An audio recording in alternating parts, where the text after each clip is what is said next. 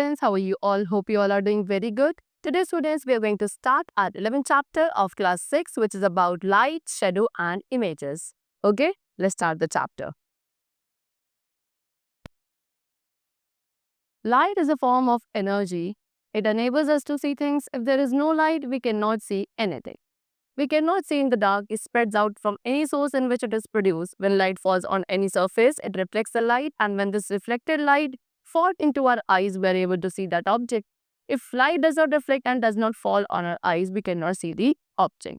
So student, what they saying, light क्या है? Light एक form of energy है जिसके थ्रू हम अपने सराउंडिंग में जितने भी ऑब्जेक्ट्स है, जितने भी थिंग्स है, we are able to see all those things. Okay, अगर लाइट ना हो तो हम कोई भी ऑब्जेक्ट को देख नहीं पाएंगे because we can not see in the dark. अब लाइट क्या करती है? लाइट जिस भी सोर्स से एमिट होती है, प्रोड्यूस होती है, वहां से प्रोड्यूस होने के बाद वो स्प्रेड हो जाती है बेसिकली. एंड वो स्प्रेडेड लाइट जब एक ऑब्जेक्ट से प्रोड्यूस होने के बाद किसी ऑब्जेक्ट पर या किसी सरफेस पर फॉल होती है, वहां से रिफ्लेक्ट बैक होती है. एंड रिफ्लेक्ट बैक होने के बाद जब ये रिफ्लेक्टेड लाइट हमारी आईज में एंटर करती है, we are able to see that particular object. So अगर लाइट उस रिफ्लेक्टेड लाइट को या वो सरफेस अगर उस रिफ्लेक्टेड लाइट को क्या नहीं कर पा रहा है, हमारी आईज में एंटर नहीं हो पा रही है, then we cannot see that particular object.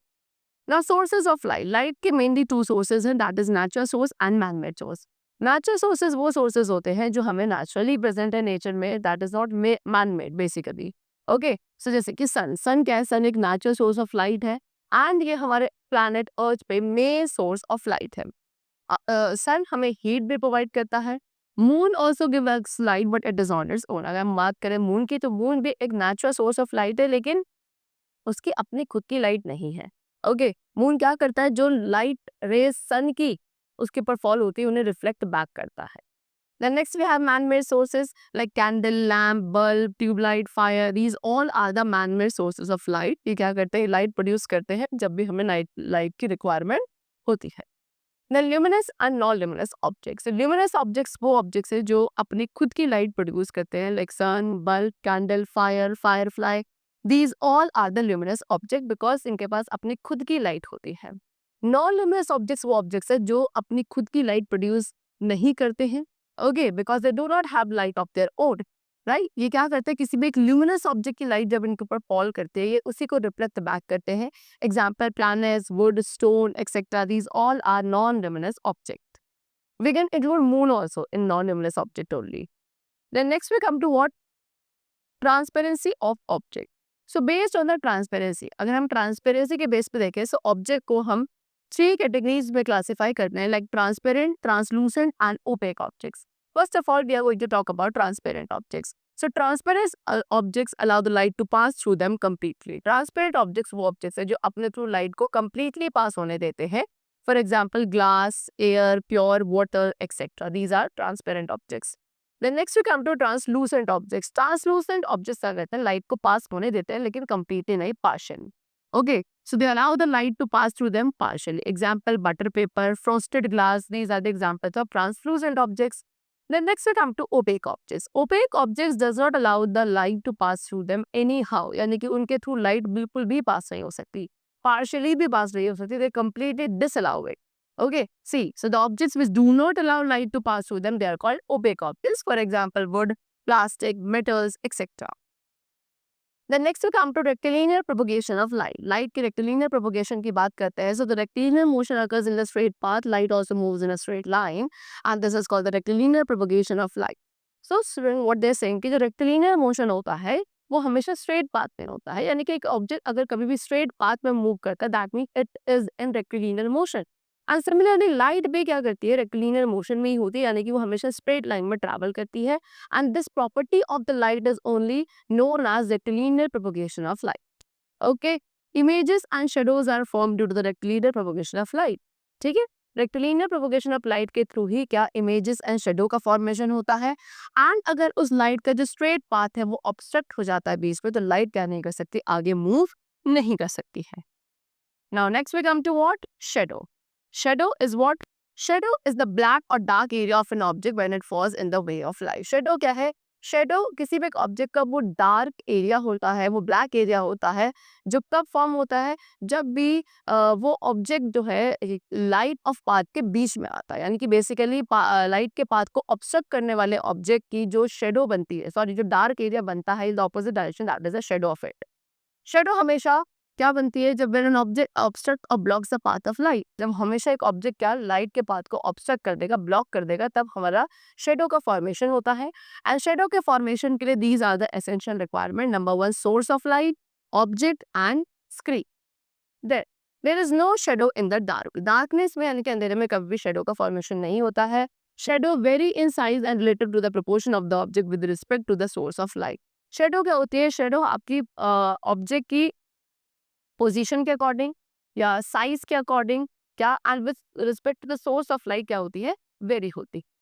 The shadow of an object is formed only when the object is opaque. And हमेशा शेडो का जो फॉर्मेशन है वो इस एक ऐसे ही ऑब्जेक्ट का शेडो का फॉर्मेशन होता है जो ऑब्जेक्ट आपका क्या होता है, ओपेक होगा, ठीक है।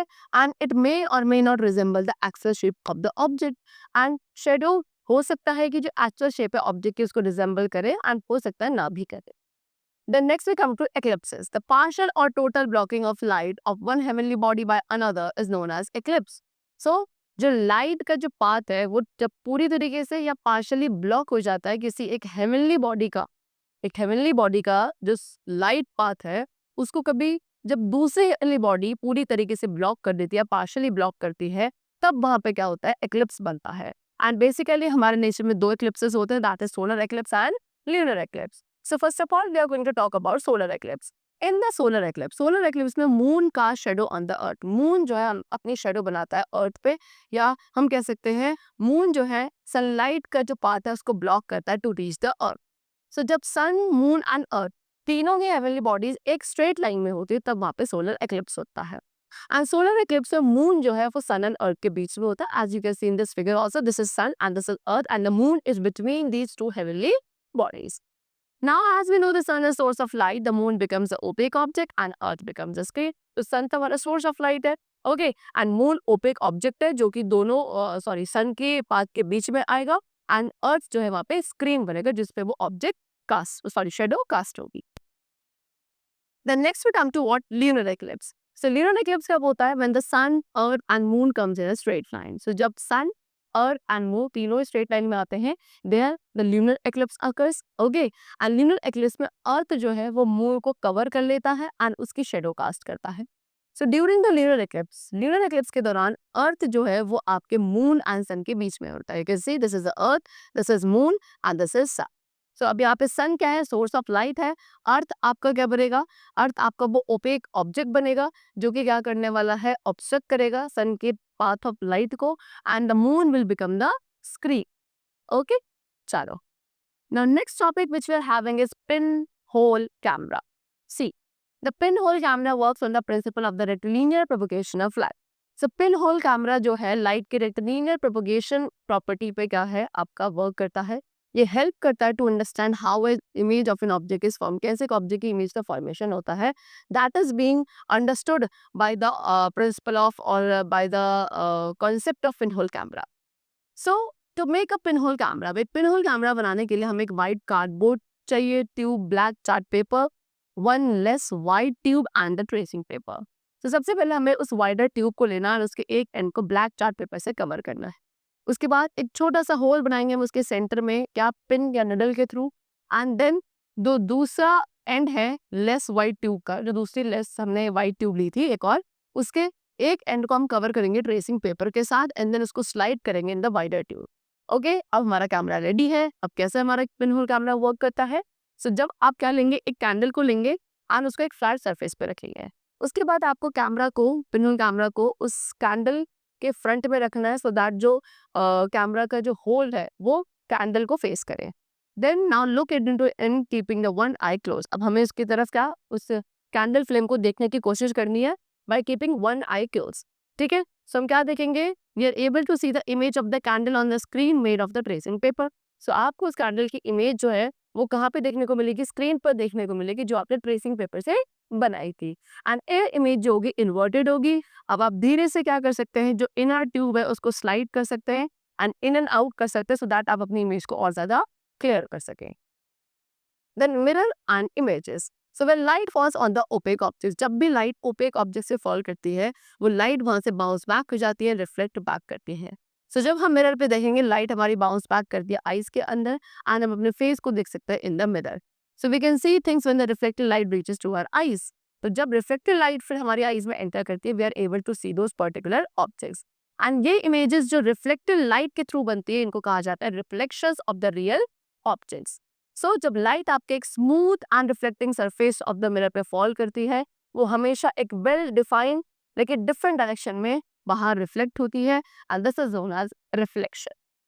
Now lateral inversion, when we put an object in front of the mirror, अब हम जब भी एक ऑब्जेक्ट को मिरर के फ्रंट में रखते हैं ये हमेशा उसकी इन्वर्टेड इमेज बनाता है। फॉर एग्जाम्पल अगर आप लेटर पी को रखेंगे मिरर के फ्रंट में सो वो आपको क्या दिखेगा, 9 दिखेगा। इसे कहा जाता है लेटरल इन्वर्जन। सो लेटरल इन्वर्जन में ऑब्जेक्ट का जो लेफ्ट है वो राइट अपीयर होता है एंड राइट आपको लेफ्ट अपीयर होता है। सो इसलिए ये रीजन है कि जो एम्बुलेंस है उन पे जो एम्बुलेंस लिखा जाता है वो हमेशा रिवर्स ऑर्डर में लिखा जाता है सो दैट जो दूसरा पर्सन है उनको वो बिल्कुल स्ट्रेट दिखे अपने मिरर में। When the ray of light falls on the mirror, अब इसी तरीके से क्या होता है जब एक रे ऑफ लाइट मिरर पे फॉल करती है उस रे ऑफ लाइट को इंसिडेंट रे कहा जाता है। एंड जब इंसिडेंट रे स्ट्राइक करने के बाद मिरर को वहां से रिफ्लेक्ट करती है बैक, बाउंस बैक करती है, उस रे ऑफ लाइट को रिफ्लेक्टेड रे कहा जाता है। ओके चलो, so the chapter is completed and I hope the chapter was very clear to you. Let's meet very soon in the next class. Then take care and thanks to everyone.